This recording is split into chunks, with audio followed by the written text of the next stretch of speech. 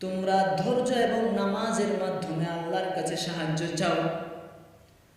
ধৈর্য এবং নামাজ,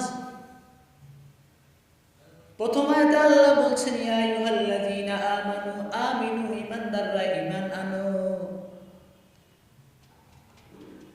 ঈমান এনে করে বসে থাকলে হবে না, মহান রব্বে কারীমের দেওয়া ফর্মুলা নিয়ম নীতি মেনে ইয়া আইয়ুহাল্লাযীনা আমানু ইসতাঈনু বিস-সাবরি ওয়াস-সালাত, নামাজ এবং ধৈর্য এবং নামাজের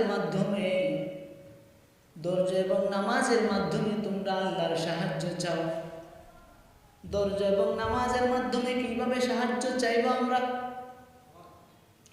মহান রবকে আমরা চিনেছি, প্রথমে মহান রবের পরিচয় আমরা পেয়েছি। প্রথমে মহান রবের পরিচয় আমরা পাওয়ার পর আমরা জেনেছি পৃথিবীর একমাত্র ধৈর্য এবং নামাজের মাধ্যমে তোমরা আমার কাছে সাহায্য চাও। ধৈর্য কি জিনিস? যে ধৈর্য ধরেছিলেন হযরত ইব্রাহিম আলাইহিস সালাম, যে ধৈর্য ধরেছিলেন ইসমাঈল আলাইহিস সালাম, যে ধৈর্য ধরেছিলেন আখিরে জামানার নবী রাহমাতাল লিল আলামিন বিশ্ব নবী হযরত মুহাম্মদ মুস্তাফা সাল্লাল্লাহু আলাইহি ওয়াসাল্লাম। এমন ধৈর্য ধরেছেন, এমন ধৈর্যের স্বীকার করেছেন, এমন কষ্ট করেছেন, যিনি দু জাহানের সরদার, যিনি আখিরে জামানার নবী, নয়নের মণি, সকলেই বলেন সাল্লাল্লাহু আলাইহি ওয়াসাল্লাম।